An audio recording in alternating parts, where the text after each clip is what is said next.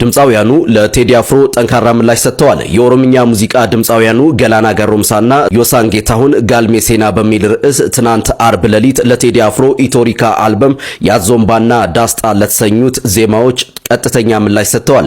መሐረቡን ስጡት ያዞምባ ነው ካለ፣ ሳቅን ካለቀሰ፣ ለቅሶ ዳስ ከጣለ፣ የሀገር ካባ ለብሶ የመንደር ሰባኪ፣ መልአክ መስሎ መጣ የሬሳ አምላኪ፣ ይከፈት መዝገቡ ታሪካችን ይታይ፣ ሀገር ማን ገነባ ማን ነውና ገዳይ።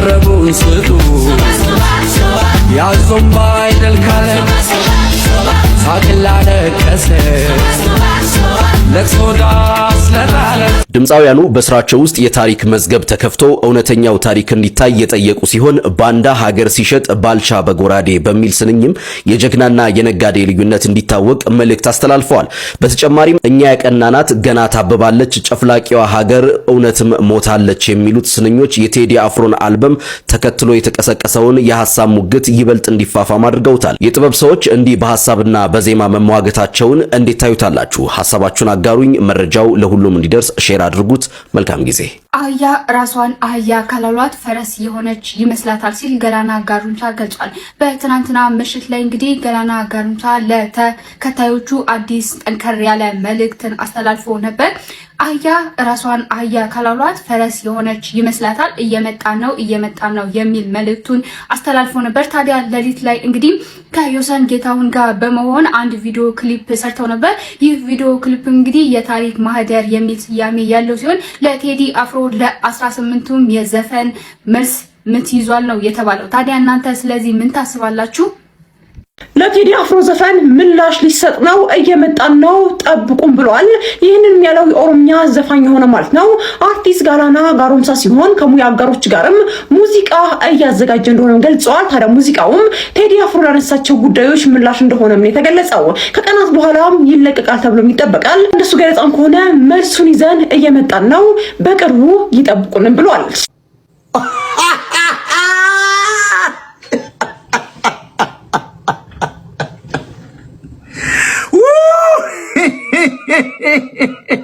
እንዴ ገረዳ ማረጫቱበት ጎበዝ አራሻር አርገው ሰው ይስማው። ድምፃውያኑ ለቴዲ አፍሮ ምላሽ ሰጡ። የኦሮምኛ ሙዚቃ ድምፃውያኑ ገላና ጋሮምሳና ዮሳን አርብ ሌሊት በለቀቁት አዲስ ዘፈን ባሳለፍነው ሐሙስ ለተለቀቀው የድምፃዊ ቴዎድሮስ ካሳሁን ቴዲ አፍሮ ኢቶሪካ አልበም ቀጥተኛ ምላሽ ሰጥተዋል። በኦሮምኛና በአማርኛ ቋንቋዎች የተሰናዳው የዘፈን ስራ በተለይም በአማርኛው የግጥም ስንኝ ውስጥ የተካተቱት መልእክቶች በቴዲ አፍሮ የአዞምባና ዳስጣል በተሰኙ ዜማዎች ምላሽ የሚሰጡ ሆነው ተገኝተዋል። ኖር ራዲዮ እንዳተመለከተው ከሆነ በዘፈን ውስጥ የተካተቱት የአማርኛ ግጥሞች ከፊሉ እንደሚከተለው ይነበባሉ። መሐረቡን ስጡት ያዞምባ ነው ካለ፣ ሳቅን ካለቀሰ፣ ለቅሶ ዳስ ከጣለ፣ የሀገር ካባ ለብሶ የመንደር ሰባኪ፣ መልአክ መስሎ መጣ የሬሳ አምላኪ፣ ይከፈት መዝገቡ ታሪካችን ይታይ፣ ሀገር ማን ገነባ ማን ነውና ገዳይ። ድምፃውያኑ በስራቸው ውስጥ የታሪክ መዝገብ ተከፍቶ እውነተኛው ታሪክ እንዲታይ የጠየቁ ሲሆን ባንዳ ሀገር ሲሸጥ ባልቻ በጎራዴ በሚል ስንኝም የጀግናና የነጋዴ ልዩነት እንዲታወቅ መልእክት አስተላልፈዋል። በተጨማሪም እኛ ቀናናት ገና ታብባለች፣ ጨፍላቂ ሀገር እውነት ሞታለች የሚሉ ስንኞች የቴዲ አፍሮን አልበም ተከትሎ የተቀሰቀሰውን የሐሳብ ሙግት ይበልጥ እንዲፋፋም አድርገውታል። ይህ የሁለቱ ድምፃውያን ስራ ከተለቀቀ ጥቂት ሰዓታት ውስጥ በማህበራዊ ሚዲያዎች ላይ ሰፊ የሐሳብ ልዩነትና ክርክር የፈጠረ ሲሆን የጥበብ ሰዎች በሀገራዊና ታሪካዊ ጉዳዮች ላይ በዜማና በግጥም የሚያደርጉት ይህ ሐሳብ ፍጭት የብዙዎችን ትኩረት ስቧል። እንደዚህ አይነት አጫጭር ዜናዎች እንዲደርሶት የፕላስ ምልክቷን ይጫናችሁ ቤተሰብ ይሁኑ። አብይ አህመድ ተቀጣሪና ባለጊዜ ሙዚቀኞቹ ለቴዲ አፍሮ ሙዚቃ ምላሽ በሚል መግለጫ የመሰለ ዘፈን እንዲያወጡ አደረጉ። ተወዳጁ ድምፃዊ ቴዎድሮስ ካሳሁን ከትናንት በስቲያ ሀገርን ያንቀጠቀጠ የዓለም የሙዚቃ ስራዎችን የአንደኝነት ደረጃ የተቆናጠጠ ኢትዮሪካ የተሰኘ ድንቅ የሙዚቃ አልበም ለህዝቡ ጆሮ አድርሷል። በ24 ሰዓት ውስጥ ከ36 ሚሊዮን በላይ የዩቲዩብ እይታ ያገኙትና አሉ የተባሉ ሪኮርዶችን ሁሉ የሰባበሩ ሙዚቃዎችን ለቋል። ታዲያ በህዝብ ልብ ውስጥ የገባው የህዝብ ብሶት የገለጸው ግፍን ያጋለጠው የቴዲ ሙዚቃ ከአብይ አህመድ አገዛዝ ደጋፊና ተከታይ ከሆኑት ውጪ በሁሉም ዘንድ ተወዳጅ ሆኗል። ይህ አንገበገበውና ድንጋጤ ውስጥ የገባው የአብይ አገዛዝ በማህበራዊ ሚዲያ ሰራዊቶቹ በኩል በቴዲ ላይ ከከፈተው ማጥላላት በተጨማሪ በነ ኢቲቪ እና ፋና በኩል እንዲሁም በሁሉም የቴሌቪዥን ጣቢያዎች ከ18ቱ የቴዲ ዘፈኖች አንዱም እንዳይከፈቱ መመሪያ አስተላልፈዋል። ሙዚቃው የተለቀቀ ቀን የኢትዮጵያ ፕሬስ ድርጅት በማህበራዊ ገጹ በጉጉት ሲጠበቅ የነበረው የቴዲ አፍሮ ዘፈን መለቀቁን በመግለጹ ከደቂቃዎች በኋላ ልጥፉ ተነስቷል። ይህን ያሰራጩ ጋዜጠኞችም ከፍተኛ የሆነ ማስፈራሪያና ዛቻ እየደረሰባቸው መሆኑ ተሰምቷል። ከዚህ የባሰው ደግሞ በአዲስ አበባ ይህን የቴዲን ዘፈን ሲሰሙ የነበሩ ከ100 በላይ ወጣቶች በአገዛዙ ትዕዛዝ መታሰራቸው ተነግሯል። ይህ ሁሉ ሆኖ ግን ብልጽግና በቴዲ ዘፈን ዙሪያ ዝም ማለት አልፈለገም። የብልጽግና ተከፋይ የሆኑና ባለጊዜ ነን ብለው የሚያምኑ የኦሮምኛ አርቲስቶችን ጠርቶ አዲስ ዘፈን እንዲያወጡ አስደርጓል። ይህ ዘፈን ደግሞ ለቴዲ አፍሮ ሙዚቃ በተለይ ደግሞ ለዳስጣል ሙዚቃው ምላሽ እንዲሆን በብልጽግና ዘንድ የታሰበ ነው። ገላና ጎረምሳና ዮሳን የተባሉት እነዚህ ተቀጣሪ ሙዚቀኞች ከማህበራዊ ሚዲያና ከብልጽግና አክቲቪስቶች የተለቃቀሙ ሙዚቃዎችን ሰብስበው በ24 ሰዓት ውስጥ ዘፈን አድርገዋል። ብልጽግና በዛቻ በንቀትና በጥላቻ ከሚያወጣቸው መግለጫዎች ባልተለየ መልኩ የተዘፈነው ይህ ዘፈን በሽመልስ አብዲሳና በለገሰ ቱሉ የተሰጠ መግለጫ እንጂ የጥበብ ስራ አይመስልም የሚል አስተያየት አሰጥቷል። ለዚህ ደግሞ የቴዲ አፍሮ ሙዚቃዎች በ2 ሰዓት ውስጥ በሚሊዮኖች የታዩት የህዝብን ስሜት የሚይዙ እውነታን የሚገዙ በመሆናቸው ሲሆን የብልጽግና ሙዚቃ ግን በ8 ሰዓታት ውስጥ ሊያውም የብልጽግና የሚዲያ ሰራዊት እንዲያይ ታዞ ጭምር 250 ሺህ እይታ አላገኙም። አብይ ከቴዲ ዘፈን ውስጥ የገደለው ያሳደደው ያፈናቀለው በሙሉ መነሳቱ ሳይከነክነው እጅግ ያበሳጨው ልጅ ለእናቷ ምጣት ታስተምርም በሚል የተገለጸው አብይ ኢትዮጵያዊነትን ለኢትዮጵያውያን ማስተማር እንደማይችል የተነሳበት አዝማች ነው።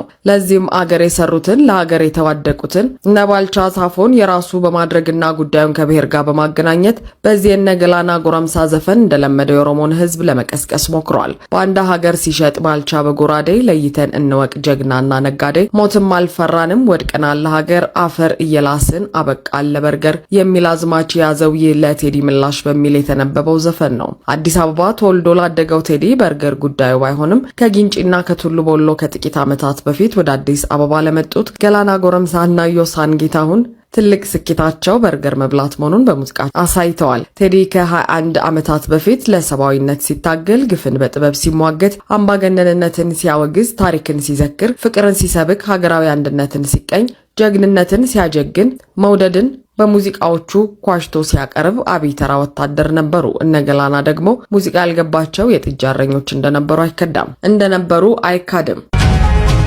ለቴዲ አፍሮ በኦሮምኛና በአማርኛ ቋንቋዎች የተሰናዳው ስራ በተለይ በአማርኛ የግጥም ስንኝ ውስጥ የተካተቱ መልእክቶች በቴዲ አፍሮ የአዞ እንባና ዳስጣል የተሰኙ ዜማዎች ላይ ምላሽ የሰጠ ሆኗል። በዘፈን ውስጥም የተካተቱ ግጥሞች ከፊሉን እንደሚከተሉ ይነበባሉ።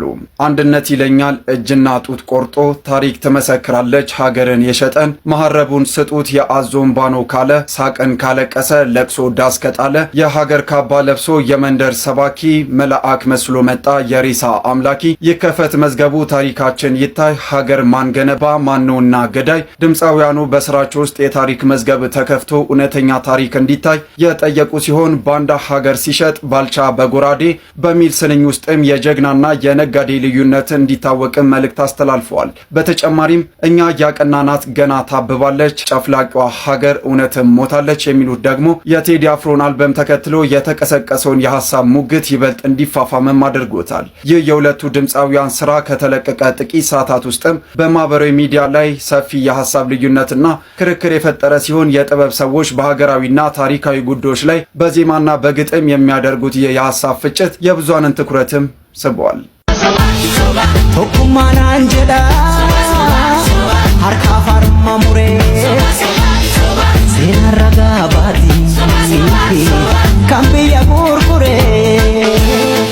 ጉድ እኮ ነው የአገር ካባ ለብሶ የመንደር ሰባኪ መልአክ መስሎ መጣ የሬሳ አምላኪ። ይከፈት መዝገቡ ታሪካችን ይታይ አገር ማንገነባ ማነውና ገዳይ። ባንዳ አገር ሲሸጥ ባልቻ በጎራዴ ለይተን እንወቅ ጀግናና ነጋዴ። ለሀገሩ ብሎ ሕይወቱን የሰዋ ይመስክር ታሪኩ ይናገር አድዋ። ምን ያረጋል ወሬ ቃላትን መደርደር ሞትም አልፈራንም ወድቀናል ለሀገር አፈር እየላሰን አበቃን ለበርገር። እኛ ያቀናነው ገና ታብባለች ጨፍላቂዋ ሀገር እውነትም ሞታለች ጨፍላቂዋ ሀገር እውነትም ሞታለች። ማነው ታጥቆ አማራን ነጻ ያልወጣው?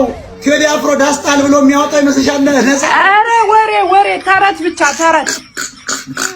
መሳሪያ የያዙትም ነፃ ለወጡ እንኳን የሱ ዘፈን ወመንጃ ታጥቆ ዘመነ ካሴ አባይን ያልተሻገረ ቴዲ አፍሮ በዘፈኑ አማራ ነፃ ሊወጣ እንዴት አይነት ማይም ነው ያጋጠመን ጎበዝ። ከይሁን ላይ ይገርማል። ከዚህ ጋር ነው እኛ አብረን የምንቆጠረው ከነዚህ ጋር በጣም ይገርም ነው። እኔ በጣም ነው የማፍረው። እና ቂጡን መሸፈን የማይችል ኢትዮጵያዊ ነው ቴዲ ንጉሳችን የሚለው ነው የምትይ። የተቀደደ ፓንት ለብሶ የሚሄድ ህዝብ እኮ ነው። አይ ህዝቤ እውቀት በማጣቱ ጠፋ ይላል መጽሐፍ ቅዱስ። በጣም የሚገርመኝ ጥቅስ ነው። ህዝቤ እውቀት ከማጣቱ የተነሳ ጠፋ ይላል። ያ በቴዲ ጉዳይ እኮ ብዙ ሰው ዝም ብሎ ያሽቃጣል ምንም ሳይገባው ምናምን። አሁን እንግዲህ እችን ዳስጣልጣል አድርጎለታል ይሸልላል እንግዲህ ሰሞኑ ከልሎ ሲደክመው ይቆማል። ሲደክመው ደግሞ ዝም ይላል። ሽሮ ስጠፍቶ የለ ሆዱን ሲጭረው ደግሞ መልሶ ደግሞ ተቃውሞ ይወጣል። የየርምም ግን የኢትዮጵያ ተቃውሞ ወይ ደግሞ አንድ ነገር ፈጥሮ ለውጥ ማምጣት ሲያቅተው አንድ ቴዲ አፍሮ እንዲታገለት ይፈልጋል።